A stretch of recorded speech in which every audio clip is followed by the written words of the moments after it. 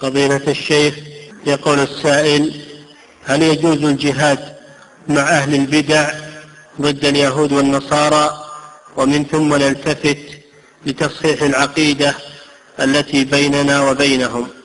الجهاد يكون مع إمام المسلمين، إذا أمر بالجهاد وجند الناس للجهاد يجاهد معه، لأن الجهاد من صلاحيات الإمام، هو الذي يتولاه ويأمر به ويقوده أو يقيم أمراء على المجاهدين.